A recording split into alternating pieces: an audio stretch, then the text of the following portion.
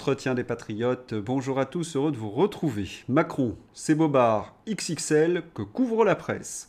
Pétition loi du plomb. Les cocus, levez-vous. Avant de traiter ces deux informations et beaucoup d'autres, vous connaissez la coutume sur cette chaîne, je commence toujours mes entretiens par remercier ceux qui m'ont permis justement de les produire, car ils m'ont financé à l'aide des merci rémunérateurs. Et aujourd'hui sont à l'honneur des fidèles parmi les fidèles, Divergente, Poupoupalou, Philippe Bohen, Michel C. et Marie-Adélaïde. Merci à eux du fond du cœur. Et puis, je tenais à vous remercier pour votre soutien indéfectible. Oui, il faut aider la réinformation en ces temps de très graves menaces sur la liberté d'expression. Comment faire? Eh bien, c'est simple, il suffit de lever le petit pouce, écrire de gentils messages, diffuser sur d'autres réseaux sociaux, et puis surtout, n'oubliez pas d'activer la cloche notification. Un petit retour dans le temps.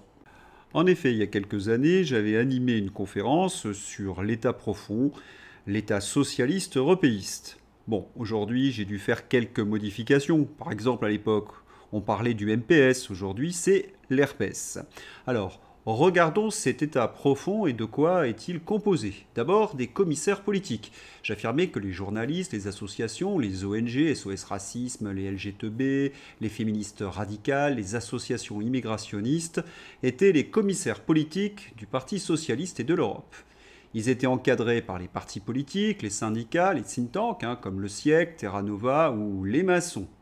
Ils étaient infiltrés dans les corps de l'État via les hauts fonctionnaires, dans la justice, le Conseil constitutionnel, la Cour des comptes, la santé, l'éducation nationale, etc., etc. Les donneurs d'ordre, le World Economic Forum, l'Union européenne bien évidemment, les réseaux atlantistes et les institutions financières. Dans mon développement de cette catégorie, j'avais montré le fonctionnement de l'Open Society de George Soros. Les complices, devrais-je dire, les bénéficiaires, les multinationales américaines et quelques grands patrons français. Mais attention, les patrons des PME françaises sont dans le viseur du World Economic Forum. Et oui, les multinationales américaines aimeraient bien prendre leur marché. Et puis il y a également de grands patrons patriotes et de nombreux hauts fonctionnaires. Heureusement, parce que sinon, nous aurions déjà disparu. Cette présentation est considérée, vous vous en doutez, ultra complotiste. Vraiment, parce qu'elle est confirmée par les Twitter Files. L'enquête décrit une véritable coordination entre l'État, présidence, DGSE, justice, police, les ONG, financées ou affiliées, et les institutions européennes. Ce maillage vise à instaurer un véritable complexe industriel de la censure, capable d'influer sur la modération mondiale des plateformes. Les Twitter Files, France, ce rapport dévoile ainsi un système inédit, une censure déléguée aux ONG, consolidée sous Macron et désormais institutionnalisée dans l'Union européenne via le DSA. Mais pour encadrer le débat en France, ce modèle s'impose désormais à l'international avec une conséquence directe, l'affaiblissement continu de la liberté d'expression numérique dans le monde. Dans mon PowerPoint, c'est exactement ce que je présentais, cette collusion entre le pouvoir et les ONG. Et c'est ce que je répète, et vous le savez, depuis que j'ai créé cette chaîne. Eh bien, l'enquête internationale vient confirmer nos analyses. Et la presse française se tait. Forcément, elle fait partie du problème. Quant à Macron, il n'est qu'un exécutant de ce fédéralisme européen du World Economic Forum. Si ce tocard tombe, d'autres tocards sont prêts à le remplacer. D'ailleurs, il se bouscule au portillon de Matignon.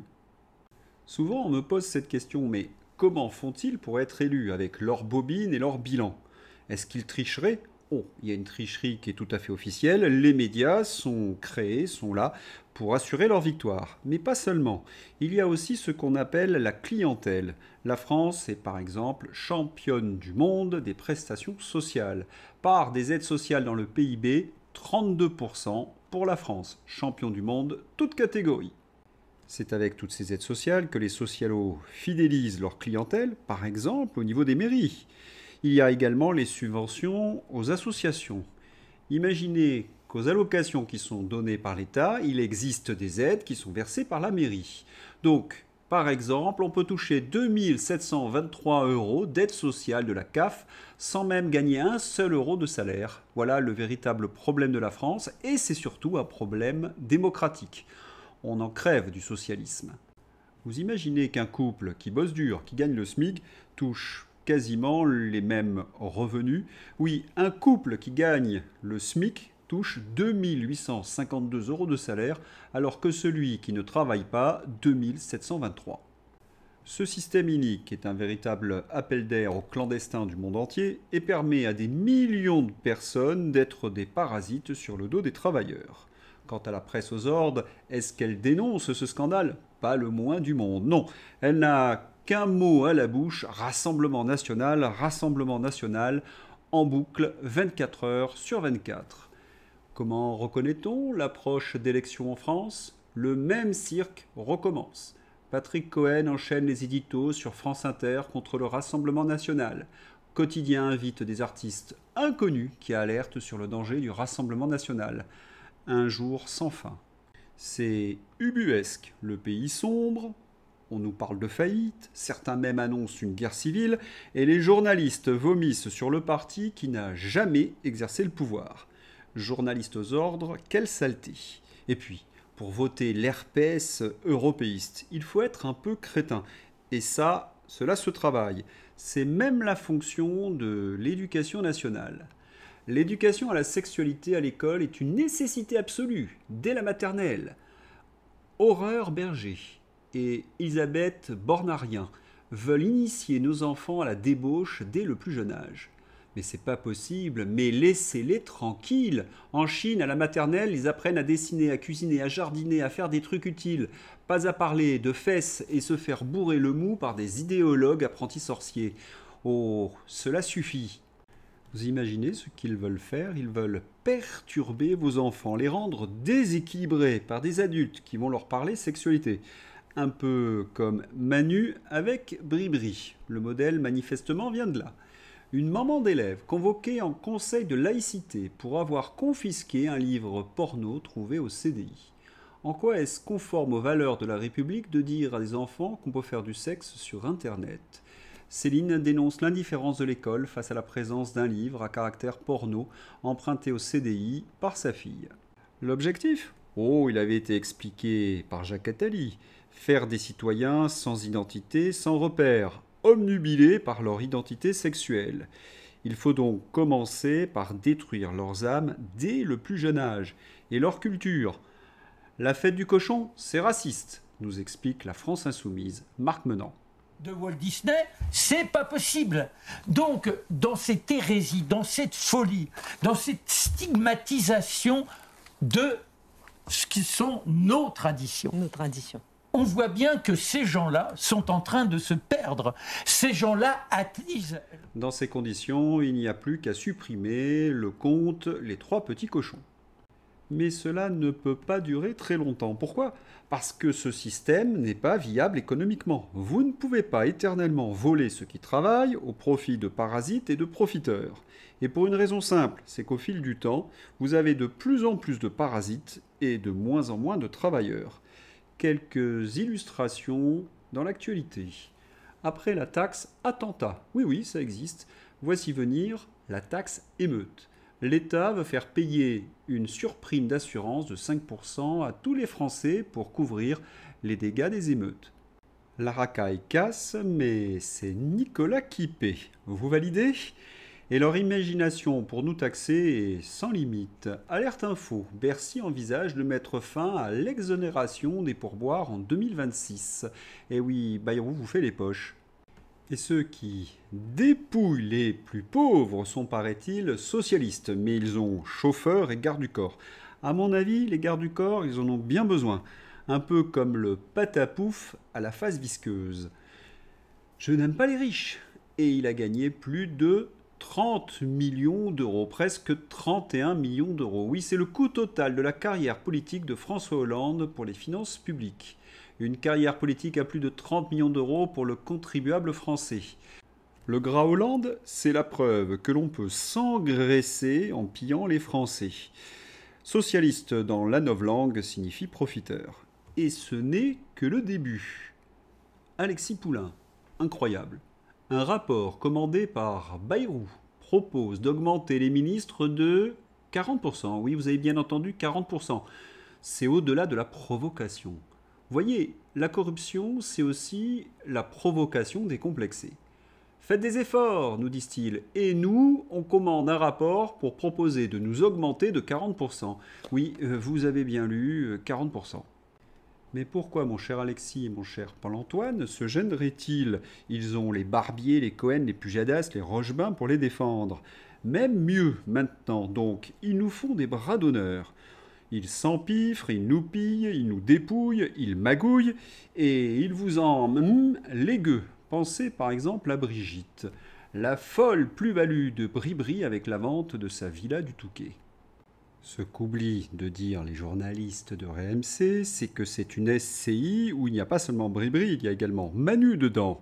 Et que donc ils ne seront pas imposés sur la plus-value parce que cette résidence secondaire a plus de 30 ans. Pour en savoir plus sur la magouille de la villa de Bribri et de la SCI et de ce promoteur immobilier qui a acheté cette villa, je vous renvoie à mon entretien de mercredi. On atteint des niveaux de collaboration entre les journalistes et le pouvoir, cela devient hallucinant. Mais on n'a encore rien vu. Macron est même en retard par rapport à la Grande-Bretagne dans le calendrier mondialiste. Quand je vous disais qu'il était incompétent, en Grande-Bretagne, ils en sont à la chasse aux Anglais. Boulevard Voltaire, CNews. Une Britannique de 12 ans a été exclue de son collège car arrivée aux couleurs de l'Union Jack lors d'une journée dédiée à la diversité culturelle. Cette petite fille devrait-elle se sentir gênée d'être britannique? Cela devient vraiment cocasse. Le jour de la diversité, vous ne pouvez pas être vous-même. Intéressant quand même comme concept gauchiste. Les Anglais vivent donc sous la tyrannie des minorités qui avait été présentée dans le roman Fahrenheit 451. C'est tout le rêve de Terra Nova, de Macron et de Pussula. Et là-bas, en Grande-Bretagne, on vous arrête pour un tweet. Ça, c'est le désir de Thierry Breton de Pussula avec leur DSA. La police britannique vient d'arrêter un humoriste américain à son arrivée à l'aéroport. 5 officiers armés pour un tweet. Le tweet, c'était « Si un homme identifié trans utilise des toilettes pour femmes, c'est un acte violent et abusif. Il faut faire une scène, appeler la police et si rien ne marche, le frapper dans les testicules. » Apparemment, c'est de l'incitation à la violence. Donc, si je vais au Royaume-Uni, est-ce qu'on va m'arrêter pour mes tweets? On ne peut pas défendre les femmes dans les tweets. On arrête tout le monde qui a un compte Twitter. Pendant ce temps, il n'y a pas de vrais criminels à arrêter. Et voilà, l'Angleterre, c'est le paradis wokiste de Macron et de l'Union européenne. Tu fais 3 tweets contre les trans et tu peux te retrouver en prison. Ce qui se passe dans ce pays est sidérant. Mathieu Boccoté raconte cette histoire, donc, que je viens de vous dire. On est dans un pays, la Grande-Bretagne, qui tolère les fanatiques, qui tolère les gangs criminalisés pour peu qu'ils appartiennent au bon groupe désigné, qui sanctionne les gens ordinaires qui protestent contre leur dépossession. De ce point de vue, on réprime la vérité. Le Royaume-Uni devient, devant nous, un État policier. C'est d'ailleurs ce que veulent mettre en place tous ces européistes. Mais regardez-les se presser au portillon. Image rare d'une grande course à la grosse gamelle républicaine. Rare, Nicolas, nous dit Philippe Béchade. Vraiment, j'ai un album saturé d'images, trombinoscope complet, d'élus et de copains des présidents successifs, faisant la queue devant la gamelle depuis 1981. Le nombre de socialos parmi eux est étourdissant, et Olivier Faure s'agite pour perpétuer la tradition. Et puis, quel moment! On parle de faillite, de corruption, de guerre, de tyrannie, et les socialistes s'agitent, se précipitent pour un poste. Ce n'est même plus sale, c'est carrément obscène. Pour conclure ce dossier sur l'état profond socialiste, je vais laisser la parole à Alexis O. Philosophie. Tu ne me protèges pas quand je me fais agresser dans la rue. Tu es du côté des squatteurs quand je tente de récupérer ma maison. Tu m'obliges à m'injecter des produits que tu sais être expérimentaux. Tu tentes d'enseigner la sexualité à mes enfants. Tu veux leur expliquer qu'ils peuvent choisir leur genre, voire changer de sexe plus tard. Tu ne mets aucune peine à ceux qui agressent et qui sont violents. Tes projets riment de plus en plus avec restriction des libertés et censure. Tu ne me rates pas à la moindre petite infractions inoffensives, stationnement, etc. Tu détruis l'hôpital, l'école et tu réduis les services publics. Tu augmentes mes impôts, mes factures, tu me taxes et me surtaxes. Et même quand je suis mort, tu prélèves une part exorbitante sur la maison que je lègue à mes enfants. Mais dis-moi une chose, État socialiste, ne serais-tu pas en guerre contre moi, en fait ? C'est la raison pour laquelle, d'ailleurs, ils veulent un peuple de remplacement.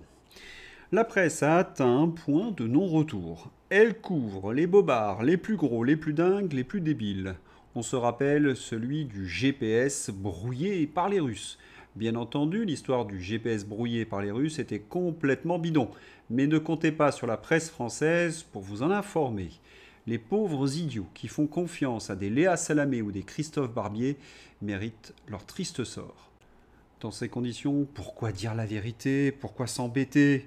Puisque les journalistes reprennent les pires mensonges. Allez, c'est open bar avec Emmanuel Macron. Guerre en Ukraine. La Russie a perdu 1 million de soldats pour conquérir moins d'1% du territoire ukrainien, souligne Emmanuel Macron. La Russie occupe actuellement environ 20% du territoire ukrainien. Elle gagne des territoires chaque jour. Il n'y a pas une loi contre les fake news? On comprend mieux pourquoi l'explosion de la dette depuis 8 ans, aussi bon que Bruno Le Maire en maths. Quant aux millions de morts russes, c'est vraiment n'importe quoi, ça a été débunké plus de 1000 fois. Mais on s'arrête une seconde. Combien de morts du côté ukrainien? 1 ou 2 millions? Et Macron se démène pour que la guerre continue? Il appartient à quel type de monstre? Nicolas Dupont-Aignan. Emmanuel Macron, comme je l'avais malheureusement prévu, pour survivre politiquement, vient d'annoncer qu'il enverra des soldats en Ukraine. Outre qu'il devrait d'abord avoir l'autorisation du Parlement, cette force d'interposition soi-disant en Ukraine est une pure folie, car elle est à la merci du moindre incident avec les Russes. Cela veut dire qu'Emmanuel Macron veut précipiter la France dans une guerre qui aurait des conséquences incalculables, avec des morts d'hommes, un coût financier extravagant et le risque d'une riposte nucléaire de la Russie. Moi, je pense au contraire qu'il faut éviter cette guerre, d'autant que Trump fait la paix avec Poutine, et qu'il faut plutôt s'occuper de la France. Notre pays est en faillite, économisons cet argent. Notre pays n'assure plus l'ordre public, ce qui s'est passé à Marseille, les narcotrafiquants qui tiennent nos quartiers. Alors il n'y a qu'une solution, la destitution du président. C'est aux parlementaires de la lancer. Oui, la France est en faillite. À Marseille, on se fait égorger en pleine rue. Dans nos quartiers, les dealers font la loi. Et Macron, dans sa folie, préfère envoyer nos soldats se faire tuer en Ukraine et dilapider des dizaines de milliards d'euros dans un conflit sans fin. Mais quand les députés et les sénateurs se décideront-ils à le destituer? Est-ce normal qu'un malade pareil puisse décider de la guerre sans consulter le Parlement? D'après les juristes, cette décision d'Emmanuel Macron serait anticonstitutionnelle et sans consulter les Français. Il devrait d'abord s'adresser au peuple français. On s'interroge à l'étranger, de la Russie à l'Italie. Maria Zarakova s'adresse au peuple français et lui demande si Macron a bien un mandat pour envoyer des troupes françaises en Ukraine sans passer par un vote au Parlement.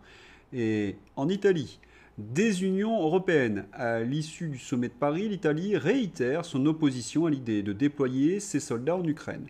La première ministre italienne, Meloni, a déclaré que l'apport de Rome se limiterait à surveiller un éventuel cessez-le-feu. Et il faut voir qui nous soutenons en Ukraine. Des bandéristes. Voilà comment le président Petro Poroshenko, en exercice, traitait les russophones en décembre 2014. Nos enfants iront à l'école et leurs enfants resteront dans les caves parce qu'ils ne savent rien faire. Nous aurons les retraites et eux, non. Détail un peu terrible, Starmer parle un peu comme cela. Pour obtenir la paix, on va de plus en plus vers la Novorossia.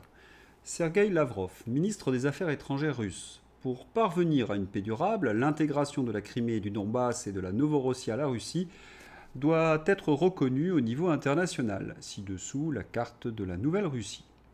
Et cette histoire d'Ukraine, c'est un peu comme Matignon, cela rend tout le monde fou. Van der Leyen veut être la chef de guerre, mais certains pays s'y opposent. Sur LCU, ils ne savent plus où donner de la tête. La présidente sort de son domaine de compétence, pose un problème démocratique, en ne tenant pas compte de tous les membres de l'Union européenne. C'est là où on se dit qu'on vit une époque formidable. Macron ment sur tout, trahit les Français sur tous les sujets. Et il vient embrasser goulûment Pustula dans la cour de l'Élysée, qui vient de mettre en route le Mercosur. Les Français avaient voté contre. Macron qui embrasse comme du bon pain ce matin Pustula à l'Élysée.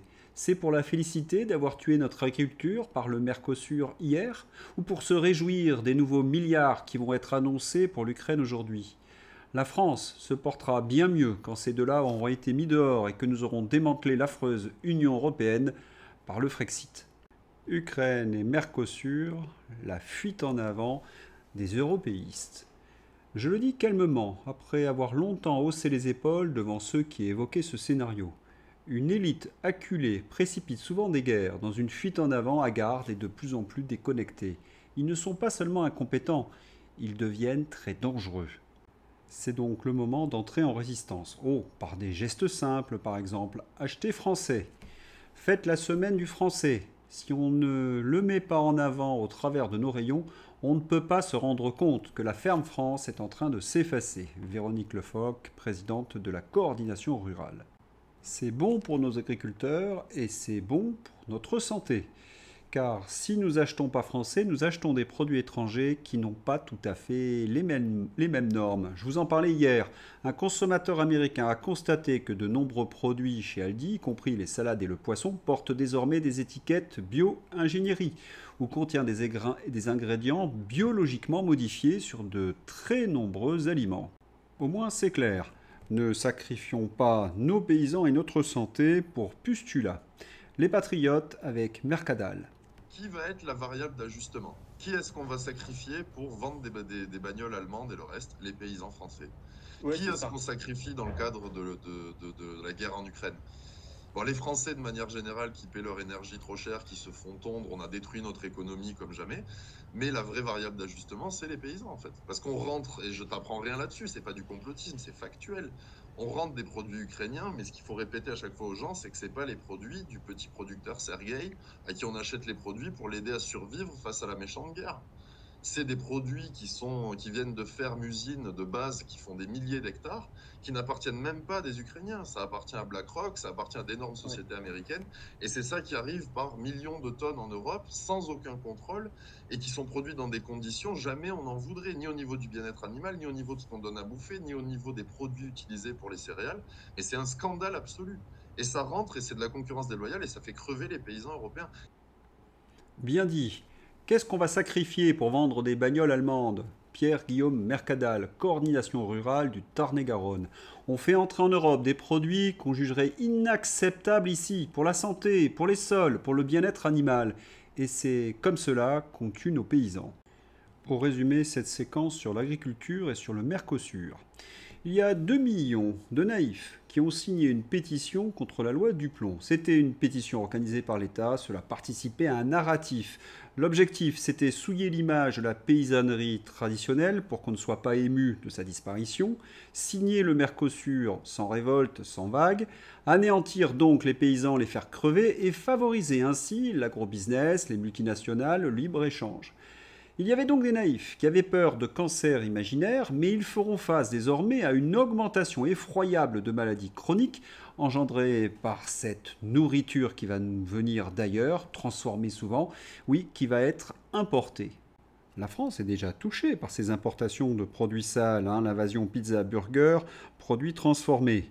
Nous constatons depuis une flambée des maladies chroniques, comme le diabète, les maladies cardiovasculaires, les cancers et les maladies psychiatriques.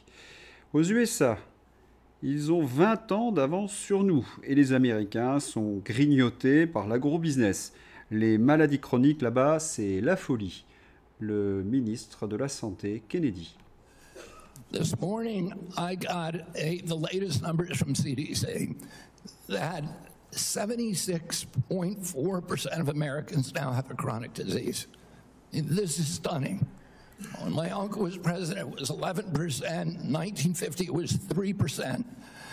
Et le ministre ajoute que 8 enfants sur 10 ne répondent plus aux critères de l'armée américaine pour être engagés. 8 sur 10. Et ceux qui nous gouvernent en France n'en ont rien à faire de notre santé. Souvenez-vous de la pandémie. Kennedy, toujours. Do you believe COVID-19 was politicized? Yeah, the whole process was politicized. Senator, I mean, we were lied to about everything. We were lied to about natural immunity. We were lied to about, we were told again and again the vaccines would prevent transmission, they prevent infection. It wasn't true. They knew it from the start it wasn't true because that's what the animal studies and the clinical trials showed. We were told that there was science behind cloth. Et dire qu'il y a des gens qui votent encore pour Emmanuel Macron et sa clique. Remarquez, ils sont de moins en moins nombreux. 64% des Français souhaitent la démission du poudré. Le ras-le-bol est majoritaire. Certains trolls sont venus polluer l'espace des commentaires en affirmant que la vidéo de Nicolas Sarkozy était un faux fabriqué à l'intelligence artificielle. Vraiment ? Puis, vraiment, Président, dites-moi ce qu'il faudrait faire. Et je lui ai répondu, je ne vous le dirai pas parce que vous allez faire le contraire. Vous me demandez mon avis depuis 8 ans et vous faites systématiquement... Même Sarkozy lâche Macron et le ridiculise. Macron lui demande lors d'un déjeuner « Vraiment, président, dites-moi ce qu'il faut faire ». Sarkozy « Je ne vous le dirai pas car vous allez faire le contraire. Vous me demandez mon avis depuis 8 ans et vous faites systématiquement le contraire ». Il pensait que Bayrou allait être maintenu. Vous savez, la politique, c'est un truc de professionnel. Je lui dis, Bayrou va tomber et vous allez renommer un Premier ministre et les mêmes causes produiront les mêmes effets. Vous allez perdre encore 3 mois. Et puis vous attendez, plus la pression sur votre démission va être importante. Il faut faire la dissolution et il fera la dissolution car il ne pourra pas faire autrement. Vous savez ce que cela signifie. C'est que Macron est isolé avec son herpès sur la lèvre ou ailleurs. Dernière news, grâce à des aménagements de peine, près de 780 détenus ont été libérés cet été, soit l'équivalent de 2 maisons d'arrêt. Le ministre de la Justice Darmanin est mis en cause. Encore une belle illustration du socialisme. Allez, le mot de la fin, Didier Maistre.